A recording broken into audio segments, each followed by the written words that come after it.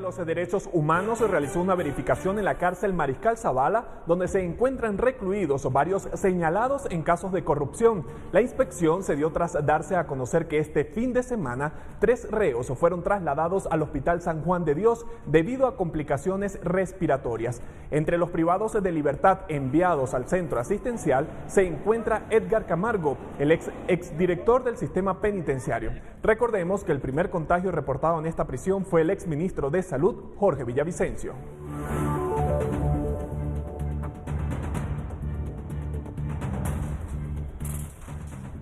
Amigos televidentes, bienvenidos a la emisión estelar de Noticiero Guatevisión de este lunes 20 de julio. Les saluda Alberto Toro Bielma y a partir de este momento vamos a iniciar el recorrido informativo con las noticias más destacadas de Guatemala y el mundo. Pero antes, vamos a darle la bienvenida a María Luisa Gómez, quien nos acompaña desde casa. María Luisa, ¿qué tal? Muy buenas noches.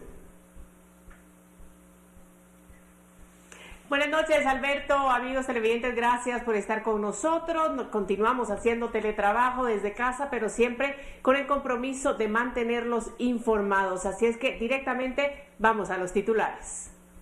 Julio está calidad con los productos y ofertazas de Agencias Guay. Agencias Guay presenta.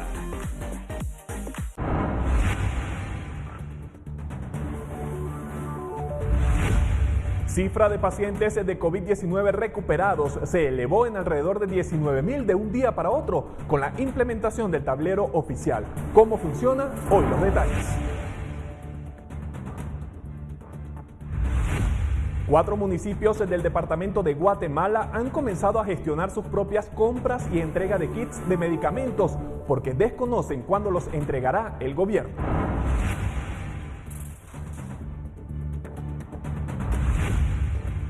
Impacto de la pandemia podría seguir afectando a comercios a 4 meses del inicio de las restricciones. Con ello se estima complicaciones en la recuperación económica de 2021. Presentan acciones en contra del estado de sitio declarado en 2 municipios de Alta Verapaz y 13 de Izabal. Señalan que es represión en contra de pobladores.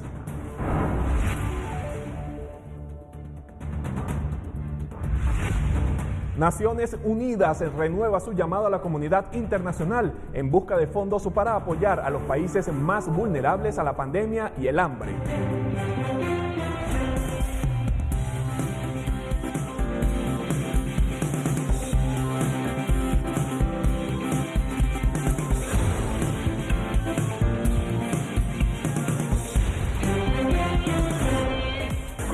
Está calidad con los productos y ofertazas de Agencias Guay. Agencias Guay presentó. Mire, y es momento de conocer la actualización de casos de coronavirus en Guatemala. El nuevo tablero habilitado por Salud confirma un total de 39.039 casos positivos acumulados en nuestro país. Es decir, hubo un aumento de 362 contagios con relación a las cifras presentadas ayer. Además, se reportan 17 fallecidos más, por lo cual la cifra total asciende a 1.502 muertos. Según el último dato, la cifra de recuperados es de 2.616 y el total suma 25.539, según el tablero. Los casos activos es de 11.998, cuando en el reporte del 18 de julio era de 14.269. A partir del sábado 18 de julio, el Ministerio de Salud presentó un tablero en línea para conocer la situación del coronavirus en el país y ajustó las cifras que se manejaban desde el 13 de marzo, cuando se comenzó a registrar casos en el país. Electrooral, el suero oral para todos, presenta. La cifra de pacientes de COVID-19 recuperados aumentó drásticamente de un día para el otro al reportar 19.000. Esto tras la implementación del tablero oficial del ministerio. Según explican desde la Organización Panamericana de la Salud, quien apoyó a la elaboración de esta herramienta, se debe al nuevo criterio para determinar recuperaciones.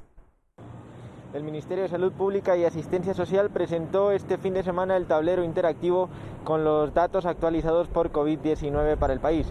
Sin embargo, con la presentación de esta nueva herramienta, el número de contagios activos descendió drásticamente y el número de recuperados pegó un buen salto hacia arriba. ¿A qué se debe este cambio en la estadística de personas recuperadas por el virus en nuestro país? Eso se cambió hace un poco más de un mes. Se cambió en la guía de vigilancia de Guatemala y eso siguió una actualización de la guía de manejo clínico de los pacientes COVID-19 que publicó la OMS. Puede ser considerado como recuperado después de por lo menos 10 días del inicio de síntomas y por lo menos 3 días de ser asintomáticos. El Ministerio de Salud está siendo asesorado y apoyado directamente por la Organización Panamericana de la Salud y es el encargado de inmunización de dicho organismo en el país quien presenta el análisis sobre los recuperados. Con las cifras que maneja el país, cerca de los 39.000 contagios, las autoridades se toparon con un muro de factibilidad. Es muy complicado dar seguimiento a los 39.000 casos que ya se reportaron en Guatemala. Dar un seguimiento individual a cada caso es imposible. Por ello, en lugar de utilizar números absolutos, tanto los recuperados como los casos activos se manejan según estimaciones. Calcularon, con base a los datos de vigilancia que tienen, cuál era la cantidad de días entre el inicio de síntomas y la fecha de defunción para los casos fallecidos. Se dieron cuenta que el 90% de los casos fallecidos fallecen dentro de 3 semanas. Si un caso reportado como confirmado no hace parte del listado de los casos fallecidos dentro de 3 semanas, se puede considerar como sobreviviente y recuperado. La epidemióloga Alicia Chang ve lógica la dinámica del ministerio. El Ministerio de Salud Pública está consciente de que no tiene el personal que se necesita para dar seguimiento clínico a todas estas personas que están enfermas. Y sabíamos que había un subregistro de recuperados, o sea, se estaban registrando los recuperados que habían salido del hospital. Con imágenes de Juan Diego González, reportó para Noticiero Guatevisión, Felipe Garrán. Para profundizar más sobre este tema vamos a conversar con Mark Rondi, él es asesor de inmunización y punto focal de vigilancia para COVID-19 de la Organización Panamericana de la Salud en Guatemala. Doctor Rondi, muy buenas noches, gracias por atendernos. Muy buenas noches y mucho gusto, es un gusto estar con ustedes. Quisiera iniciar esta conversación hablando de la actualización de casos del fin de semana que hizo un ruido por el elevado salto que se dio en el número de recuperados. Ustedes explican que esto se debe al nuevo criterio en el cual no se le da seguimiento directo a todos los casos. ¿Realmente podemos basarnos en proyecciones y estimaciones para determinar la cifra de recuperados o están siguiendo algún criterio más preciso? Pienso que hay que separar dos cosas muy importantes, el manejo clínico de un paciente y estadísticas nacionales que nos van a dar la posibilidad de dar seguimiento a un brote.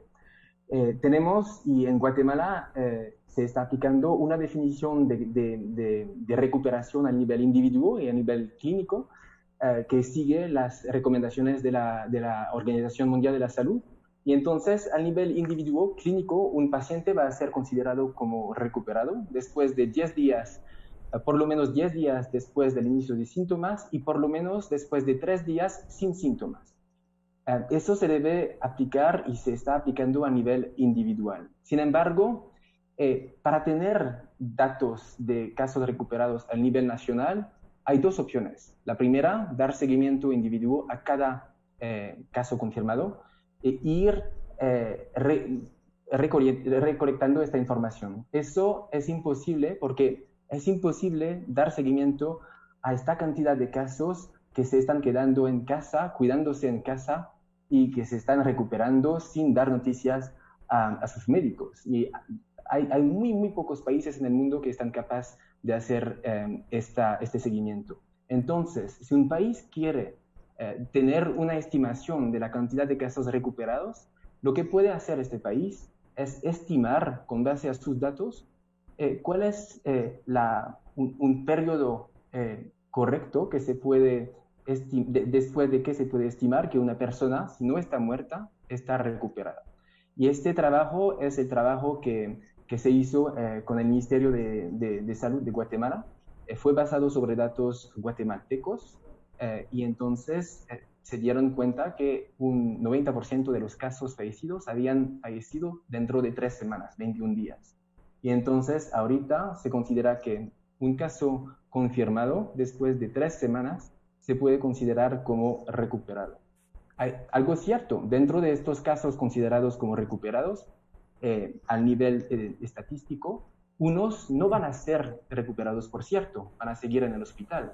pero una gran proporción de ellos, de hecho, van a ser recuperados antes de los 21 días. Entonces, esta estimación de 21 días es una estimación bastante conservativa para estimar la cantidad de casos recuperados en este brote. Llama la atención, doctor, ese tiempo del paciente, es decir, que después de 21 días que no aparece se puede considerar como recuperado, pero ¿por qué no ubicarlo para realizarle la prueba y corroborar su estado de salud? Lo pregunto porque si se trata de un paciente asintomático, ¿el número de contagios en su entorno puede multiplicarse o no necesariamente puede ser así? El criterio de tomar pruebas negativas para considerar un paciente como recuperado fue un criterio que estaba usado al inicio de esta epidemia y fue un criterio recomendado por la Organización Mundial de la Salud. Que COVID-19 es una nueva enfermedad y estamos aprendiendo todos los días más y más a propósito del COVID-19. Después de un rato, recuperando la información de los países, la OMS evidenció que básicamente después de 10 días, después del inicio de síntomas y 3 días sin síntomas, un caso ya no podía transmitir la enfermedad. Entonces, no se necesitaba el uso de tener una prueba negativa para considerar un caso como recuperado. Para los casos asintomáticos, la OMS también tiene una definición de un caso asintomático recuperado y consideramos que un caso asintomático puede ser considerado como recuperado después de 10 días de haber hecho la prueba. Entonces, eso se puede aplicar de forma bastante tranquila. Un caso positivo asintomático tiene que quedarse aislado en su casa durante 10 días para no generar casos secundarios, no transmitir la enfermedad y después de 10 días puede considerarse como recuperado.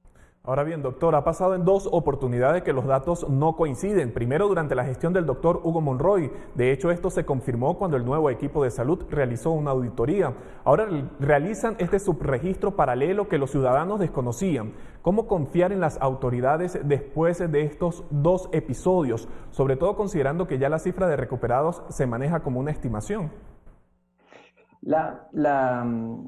La rectificación de la cantidad de casos confirmados que se hizo este sábado fue basada, como bien lo explicó el Ministerio de Salud, sobre una auditoría del sistema de información y se dieron cuenta que básicamente habían 2 campos que se podían llenar para recoger la información sobre las pruebas en el sistema de información del laboratorio y había unos laboratorios que habían llenado el campo equivocado, básicamente. Se dieron cuenta de eso, analizaron los datos, reportaron la cifra corregida y además están ahorita cambiando el sistema de información tomando en cuenta esta falla, o no es una falla, pero más como una posibilidad de hacer errores. Yo pienso que eso está reflejando una buena transparencia del Ministerio de Salud y para ser honesto, pienso que en todos los países hubo momento cuando los ministerios de salud o los gobiernos dijeron, mira, hoy vamos a anunciar unos 4.000 casos confirmados adicionales, 1.500 muertes adicionales porque revisaron su sistema de vigilancia o su sistema de información y se dieron cuenta que estos casos se habían perdido o no habían sido recolectados de forma correcta. Así que este sistema de auditoría es importante y pienso que nos está dando una garantía más y más alta cada vez que los datos que se están publicando ahorita en este tablero son datos robustos que se pueden creer y que están reflejando la dinámica de prueba en el país. Muchísimas gracias, doctor, por estos minutos y por atender a Noticiero Guatevisión. Muchas gracias. Conversábamos con Marc Rondi, él es asesor de inmunización y punto focal de vigilancia para COVID-19 de la Organización Panamericana de la Salud acá en Guatemala. Y continuamos hablando de este tema y es que el mercado de la terminal en zona 4 de la capital con 35,000 comerciantes es una de las áreas en las que no se ha podido aplicar el distanciamiento social ante el riesgo de la transmisión masiva de coronavirus. Las calles y avenidas de este mercado se mantienen con atascos de vehículos y aglomeraciones de personas. Luego de 4 meses de haber empezado la pandemia del COVID-19, es un área en que la aplicación de las normas sanitarias no es evidente. La PMT ha intentado regular el tránsito en la terminal desde la segunda calle y calzada Atanasio Itzul en zona 8, pero tienen diferencias con los vendedores quienes se oponen. Bueno, así las cosas en la terminal, pero mire, el alcalde del municipio de San Miguel Petapa implementó el uso obligatorio de careta para comerciantes. De incumplirse esta medida, no podrán vender o se les impondrá una multa. Se tiene previsto entregar cerca de 15,000. Cada una está valorada en 4 quetzales, las cuales son realizadas por el equipo de la municipalidad. En el mercado se permite el ingreso de grupos de 50 personas con un máximo de 20 minutos para realizar sus compras. Según el alcalde de la comuna, esperan implementar esta medida en todos los residentes del municipio. Y hoy se venció el plazo para pagar al Instituto Guatemalteco de Seguridad Social la primera cuota patronal diferida que corresponde al mes de marzo. Esto luego de que el 23 de ese mismo mes el gobierno decidiera diferir los pagos de cuotas patronales del ICS de marzo, abril y mayo del 2020. De incumplir con ese compromiso, el patrono pierde por completo el beneficio de pagar de manera diferida. Se documentará la deuda, se generarán las notas de cargo con los recargos de mora e intereses correspondientes desde marzo y el cálculo se realizará de abril a la fecha. Según el ICS, en promedio unos 3.500 patronos se afiliaron mensualmente al beneficio del diferimiento de la cuota patronal durante marzo, abril y mayo. El instituto anunció en su página web que esperan recuperar 500 millones de quetzales de las cuotas diferidas. Bueno, y en más noticias, el cuarto centro de bienestar respiratorio de la ciudad de Guatemala fue inaugurado en la zona 12 y atenderá a vecinos de varias zonas, entre ellos a algunos de Villanueva, municipio, que también se encamina a habilitar los suyos. ¿Usted ha tenido tos, fiebre, algún malestar en general?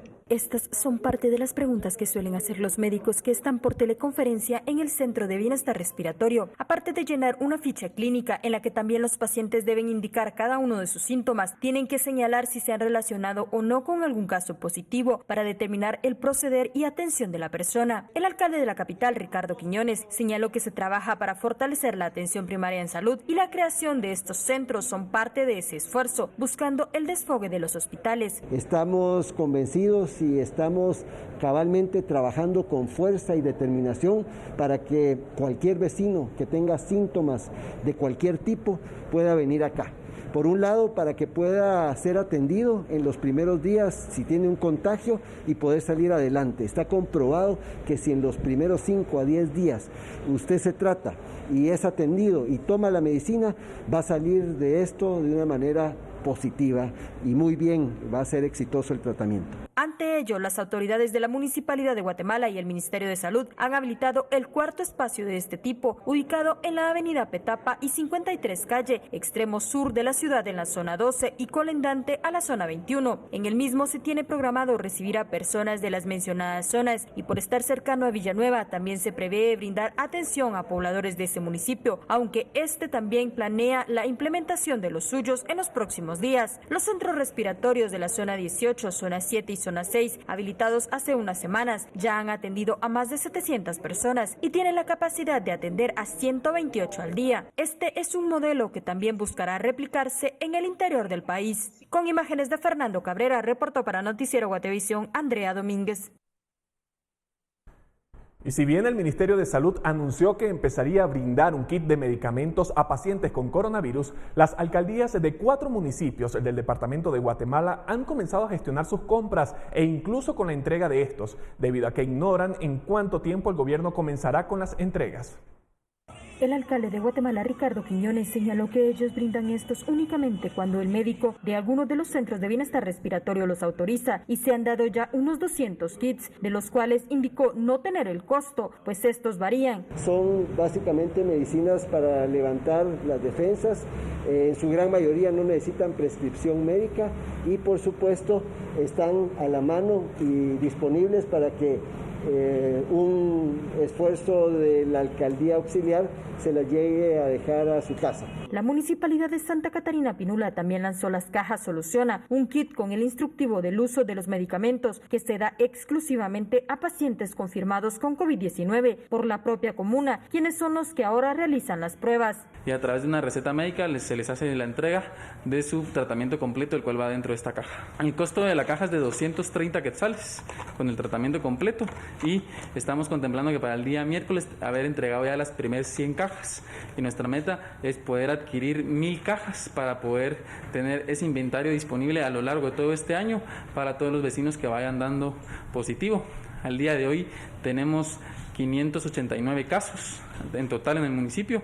De esos 589 ya se recuperaron 365. Por su parte, el alcalde de Villanueva, Javier Gramajo, indicó que la comuna ha habilitado un número para que los vecinos soliciten sus medicamentos, pero estos deben pasar por un proceso de confirmación. En una semana han entregado al menos 1.500 Medikit, como le han denominado, y se preparan para adquirir otra cantidad igual. Por su parte, el alcalde de Misco también ha anunciado que comenzará con la repartición de estos medicamentos en su municipio. Para el Medikit tienen que llamar al 2269-1111. Hay un médico de la municipalidad que hace un triage, y dependiendo si la persona necesita el medicamento no tiene ningún costo, y el medicamento es llevado a su casa vía motocicleta de la PMT, y lo que buscamos es algo preventivo.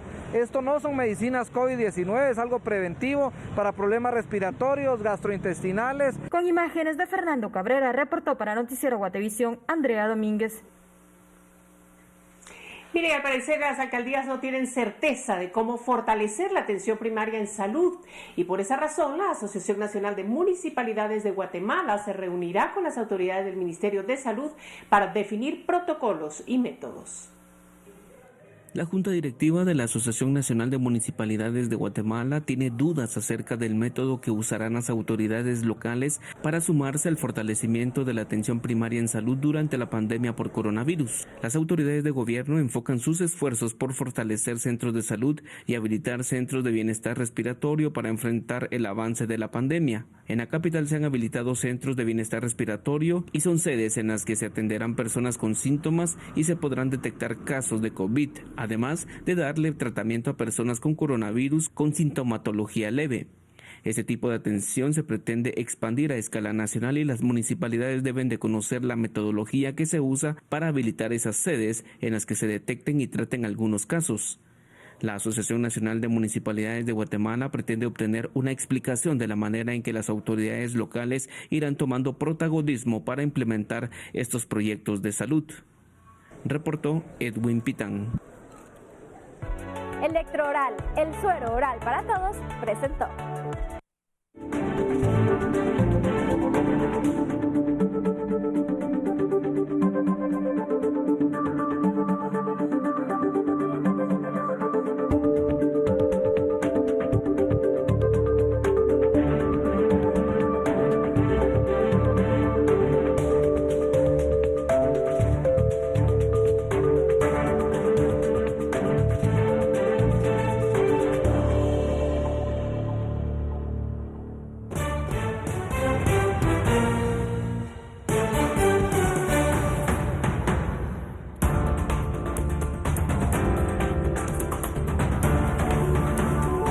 Presentan acciones en contra del estado de sitio declarado en 2 municipios de Alta Verapaz y 3 de Izabal. Las razones se las contamos en instantes.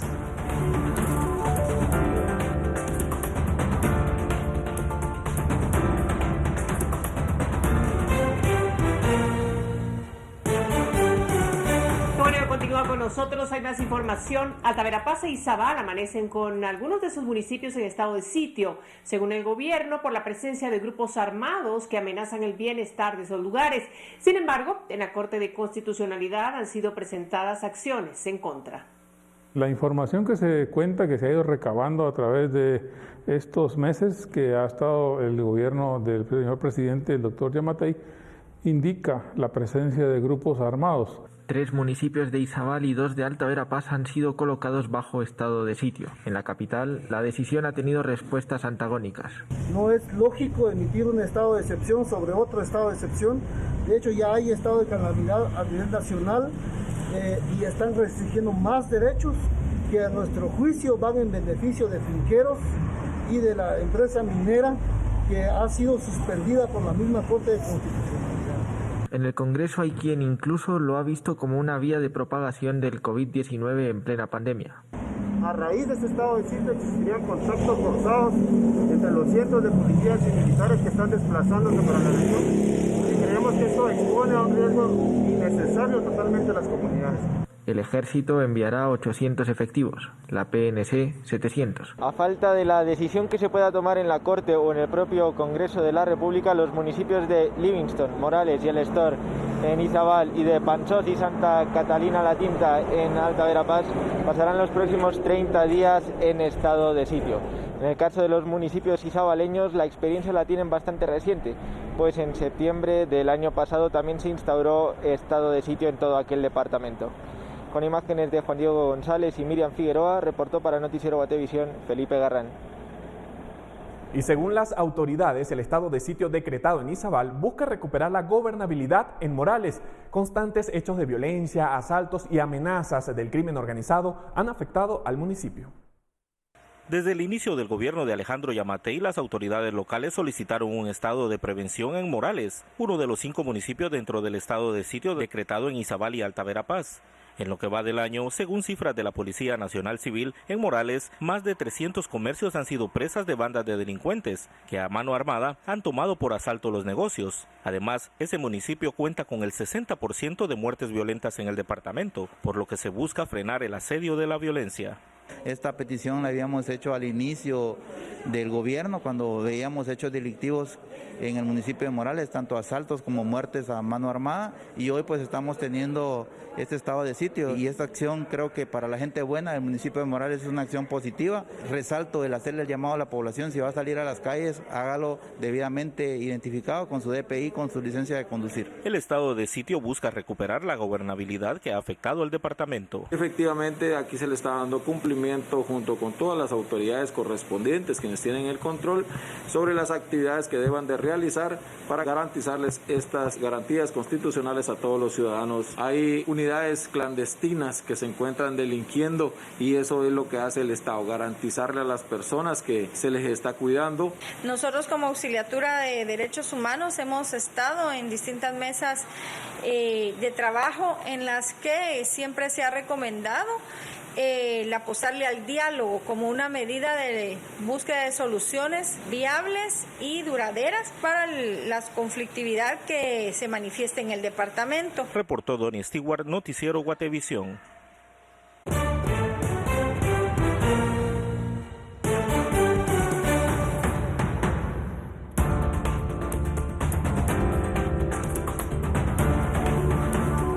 En 4 días de confinamiento en Bolivia, policía recoge alrededor de 90 cadáveres en las calles. Ya volvemos.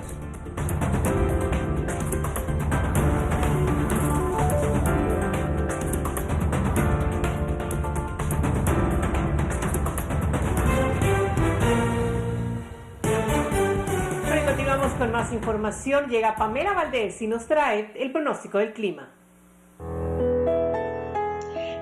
Buenas noches, María Luisa, Alberto, qué gusto poderles acompañar y compartirle a toda nuestra audiencia las condiciones del clima de mañana para que usted en casita se empiece a preparar. Iniciamos con esta imagen satelital y como ustedes pueden observar tenemos presencia de nubes y algunas manchas multicolor. Esto significa que tendremos cielos parcialmente nublados para esta noche con probabilidad de actividad eléctrica, especialmente sobre la franja transversal del norte. Veamos las condiciones de mañana para que usted se prepare, ya que tendremos principalmente lluvias en la mayoría del territorio nacional. En horas de la tarde y parte de la noche se esperan tormentas eléctricas, especialmente para los departamentos ubicados en la costa sur y en el departamento de Petén. Las condiciones a continuación en los próximos 3 días, específicamente en la ciudad capital. Esperamos para el martes, miércoles y jueves principalmente lluvias y las temperaturas máximas se registran entre los 24 a los 25 grados centígrados. Y por último, la salida del sol esperamos mañana a las 5:43 de la mañana y se ocultará a las 6:34 de la tarde. Hasta aquí yo con información del clima. Que tengan una excelente noche. Gracias, Pamela. Ahora vamos con temas internacionales. Comenzamos en Argentina y es que el Ministerio de Salud de este país informó que en las últimas 24 horas hubo 3.937 nuevos casos de coronavirus y que fallecieron otras 113 personas. Con los últimos datos, la cantidad de contagios desde que comenzó la pandemia alcanzó los 130.774 y las víctimas fatales asciende a 2.373, convirtiéndose esta jornada en la primera con más de 100 muertes en un día. Mire, la vacuna contra el coronavirus que desarrolla la Universidad Británica de Oxford resultó segura y entrena el sistema inmunológico. Esto según revelaron los hallazgos de las primeras fases del estudio divulgados este lunes. Los investigadores dijeron que la vacuna causó efectos colaterales leves, pero que muchos de estos pudieron reducirse con paracetamol. Estos descubrimientos se consideran muy prometedores, aunque todavía es necesario llevar a cabo ensayos a mayor escala a fin de determinar si los anticuerpos son suficientes para ofrecer protección a largo plazo contra la enfermedad.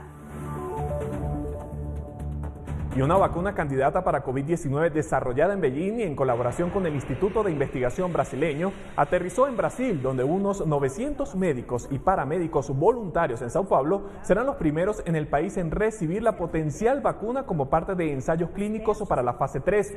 Los investigadores analizarán a los voluntarios en consultas agendadas cada 2 semanas y se esperan los resultados en hasta 90 días. Bolivia. Bueno, y en Bolivia, durante los últimos 4 días que La Paz estuvo en confinamiento estricto, la policía recogió alrededor de 90 cadáveres de las calles y casas, muchos de ellos sospechosos de portar coronavirus, según el director de la Fuerza Policial contra el Crimen, mientras la gente continúa reclamando por falta de atención en los hospitales que tienen saturados sus servicios de emergencia.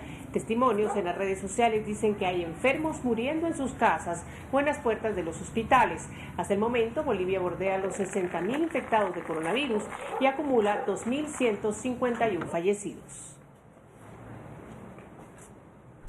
Y de acuerdo a cifras de los Centros para el Control y Prevención de Enfermedades, Florida está como número 1 en la lista de estados con mayores contagios diarios de COVID-19 en Estados Unidos. En Miami, las autoridades han habilitado hoteles para trasladar a personas que se sospecha están infectadas o casos ya confirmados.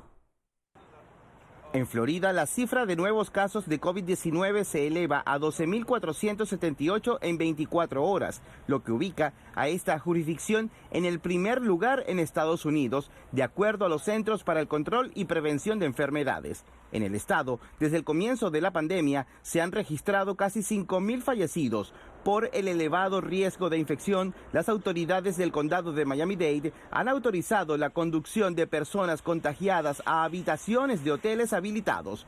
La ciudad de Miami trabaja con la administración condal para facilitar los esfuerzos locales. El problema es que el promedio de tiempo desde examinación al resultado es 5 días.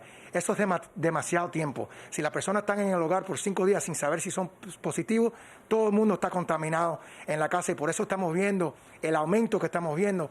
Porque si tienes un promedio de 4.5 personas por hogar, es un aumento de 450% si todo el mundo se contamina. Las autoridades han notificado que cuentan con 400 habitaciones de hotel para proporcionar a personas que necesitan permanecer aisladas. La medida se determina por las condiciones de poca seguridad en los inmuebles familiares. Al mismo tiempo, hay espacios hospitalarios listos y localizados fuera de los centros de salud. Bueno, ya tenemos un hospital que ya está establecido en el centro de convenciones, tienen 500 camas ahí más adicionales y sabemos que se puede construir bastante rápido otras 500 camas más. Según la directiva del Hospital Jackson Memorial, el más grande del sur de Florida, se espera el alza más elevada de nuevos casos en el mes de agosto.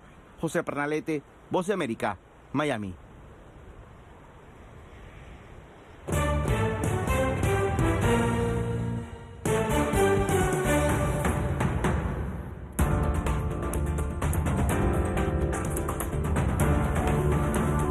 Impacto de la pandemia podría seguir afectando a comercios a 4 meses del inicio de las restricciones.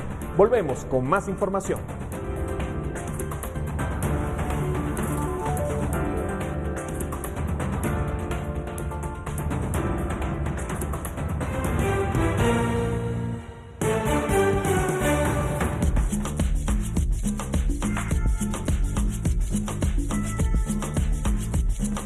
Yolo de Van Trapp presenta. Gracias por continuar con nosotros. Y ya han pasado más de 4 meses desde que inició la pandemia en Guatemala y con ella muchos hogares tienen menos ingresos económicos. Según David Casasola del CIEN, esto aumentará la pobreza en el país y pareciera que en el 2021 no habrá una recuperación. Cuando la economía de un país está cerrada, esto se traduce en pérdidas de empleo, actividades económicas que se afectan y por lo tanto los ingresos caen.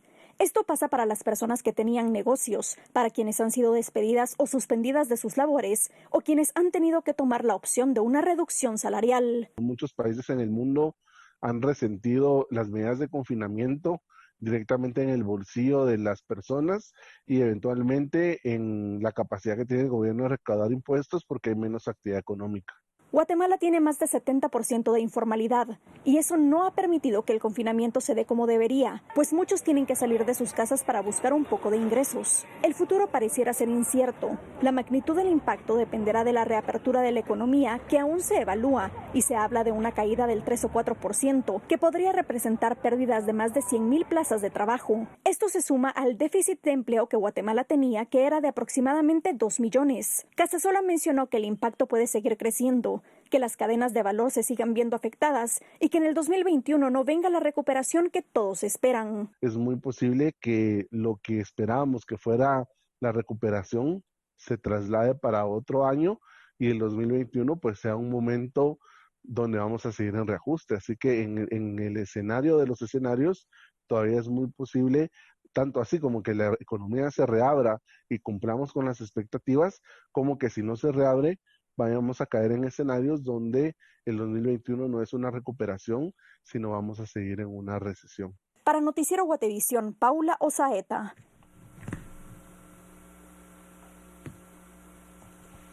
Continuamos, derivado de la pandemia global y con el objetivo de apoyar a la comunidad latinoamericana de tecnología, ciberseguridad, auditoría y riesgos, ISACA llevará a cabo el segundo Congreso ISACA Days. En esta ocasión se hará de manera virtual y será con 16 horas de webinars el 23 y 30 de julio. Participarán 20 conferencistas internacionales que hablarán sobre los retos a los que se están enfrentando las empresas con la pandemia en temas relacionados a la tecnología, a la ciberseguridad y auditoría. Además, hablarán de las nuevas tendencias que dejará el coronavirus y se espera que participen más de 1,000 empresarios locales y de la región. La agenda se ha preparado con muchos temas que son indispensables para el día a día de hoy. Algo que se debe recalcar es que derivado de la pandemia COVID-19 los ataques cibernéticos se han exponenciado a nivel mundial. Hay muchísimos ataques y obviamente las empresas y los profesionales nos tenemos que preparar en esa línea. Entonces, dentro de la agenda de mucha gente nos habla de temas de ciberseguridad, de mejora en los procesos de gestión, de control, de auditoría, de riesgos tecnológicos, cómo gobernarnos adecuadamente.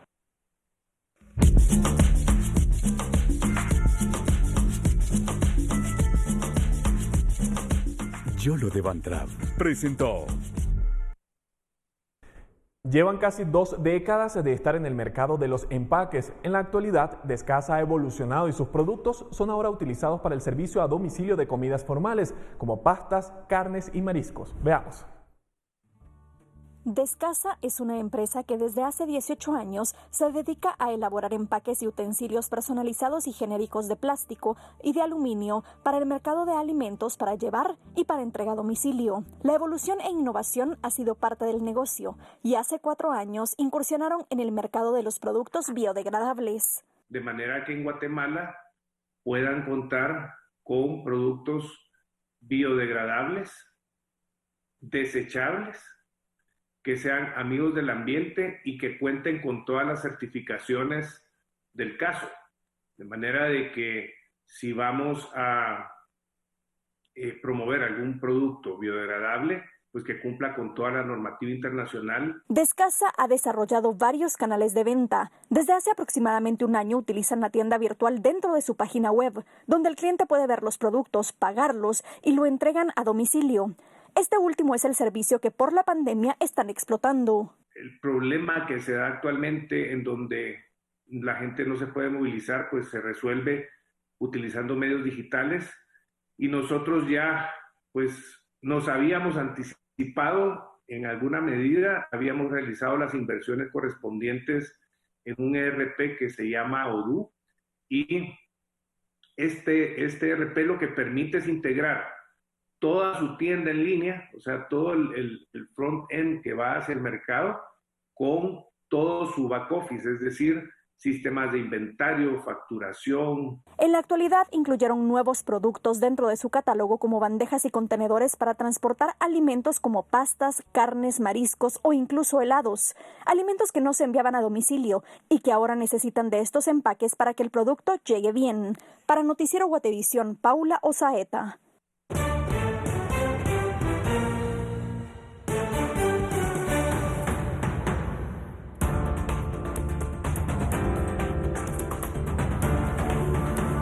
Naciones Unidas renueva su llamado a la comunidad internacional en busca de fondos para apoyar a los países más vulnerables a la pandemia y el hambre. Más información en el siguiente bloque de noticias.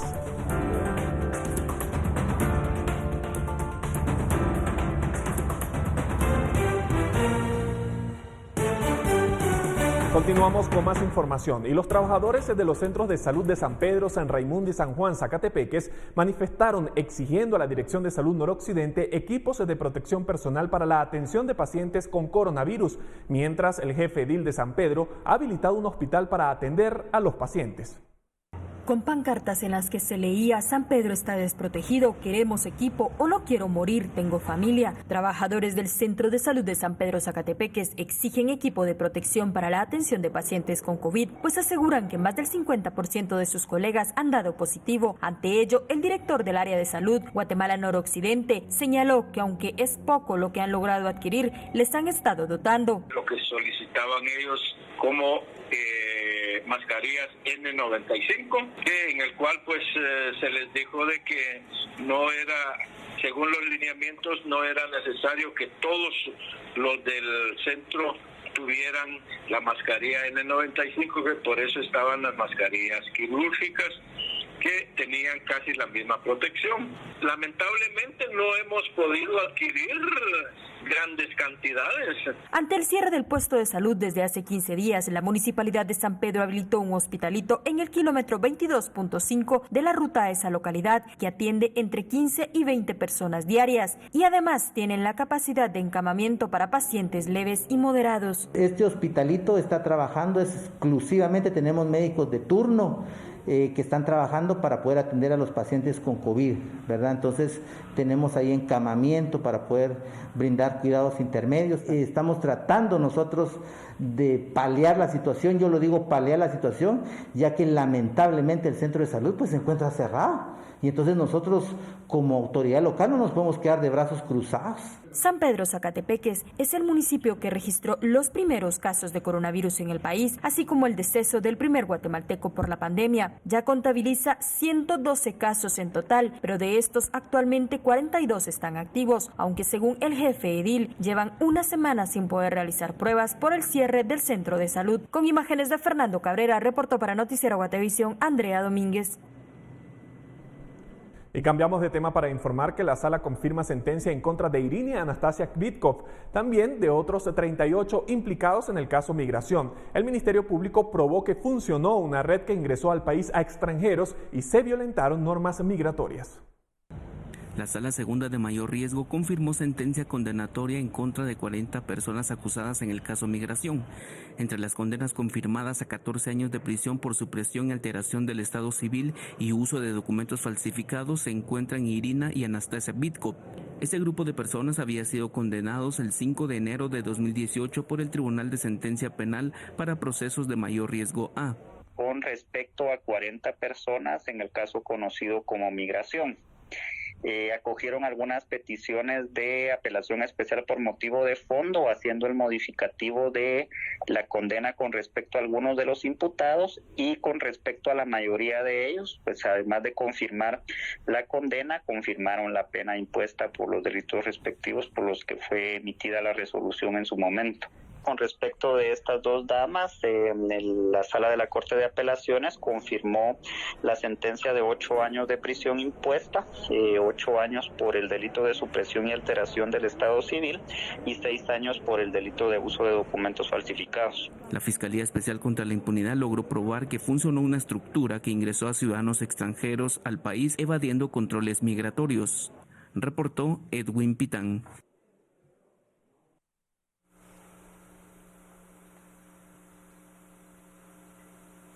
Bueno, y continuamos, vamos a cambiar el tema. Las Naciones Unidas renueva su llamado a la comunidad internacional en busca de fondos para apoyar a los países más vulnerables a la pandemia del coronavirus, la que ha generado un gran aumento en el número de personas que enfrentan hambre por la crisis del COVID-19. La hambruna es uno de los problemas que la pandemia de coronavirus ha acentuado alrededor del mundo, indicaron varias agencias humanitarias de las Naciones Unidas, entre ellas la Oficina para la Coordinación de Asuntos Humanitarios, como explicó su vocero Jens Larky en Ginebra. Estamos viendo un gran aumento en el número de personas que muere de hambre, que podría llegar a unos 270 millones para fin de año. El plan tiene una cantidad de alrededor de $500 millones para la prevención del hambre. Fondos que hacen parte del Plan de Respuesta Humanitaria Global para COVID-19 que fue lanzado en marzo para asistir a 63 países vulnerables en el mundo, con una petición inicial de $2.000 millones, de los cuales solo se han recaudado 1.700 millones. Sin embargo, la necesidad ha crecido y hoy piden a la comunidad internacional más de $10.000 millones. Todos debemos actuar ahora, si no, seríamos peligrosamente miopes. El costo de la inacción contra la seguridad alimentaria y otras consecuencias de la pandemia crecerá exponencialmente a menos que la combinación correcta de ayuda de auxilio y recuperación se implemente rápidamente y a escala. Advirtió Elizabeth Birds del Programa Mundial de Alimentos, que ha sonado las alarmas en América Latina y el Caribe, donde según esta agencia de la ONU, más de 50 millones de personas sufren de hambre. No lo manejamos bien, veremos inanición masiva, hambruna, migración masiva, desestabilización política, y el costo de eso es miles de veces más que si lo enfrentamos bien desde sus primeras etapas. Indicó David Beasley, director ejecutivo del Programa Mundial de Alimentos, que se ha referido con preocupación a la situación de Venezuela, donde el porcentaje de su población que enfrenta el hambre pasó del 2.5% entre 2010 y 2012 a 31.4% entre 2017 y 2019. Celia Mendoza, Voz de América, Nueva York. Se nos acabó la hora de información, agradecemos su sintonía y le recordamos que mañana estaremos nuevamente con usted a las 9 de la noche, pero recuerde nuestras emisiones de la 1 y las 6 de la tarde. Alberto, hasta pronto, buenas noches. Buenas noches, María Luisa, para ti también y para todas las personas que nos sintonizaron desde su hogar. Nos despedimos con estas imágenes. Este es el mapa tridimensional más completo del universo visible. Fue logrado con el esfuerzo de cientos de astrofísicos del mundo entero que analizaron 4 millones de galaxias. Los estudios realizados dieron una buena comprensión de la expansión del universo que ha ocurrido durante los casi 14.000 millones de años de su existencia. Pero, según los científicos, quedaban pendientes algunos datos entre el inicio del universo y el periodo actual. El mapa muestra fibras de materia y vacíos que definen la estructura del universo desde que se hizo transparente a la luz, cuando solamente habían pasado 380.000 años desde el Big Bang. También se ve que en cierto momento la expansión del universo se aceleró y después siguió su ritmo. La teoría astrofísica llama a ese periodo la gran inflación. Que tengan todos una excelente noche. Hasta mañana.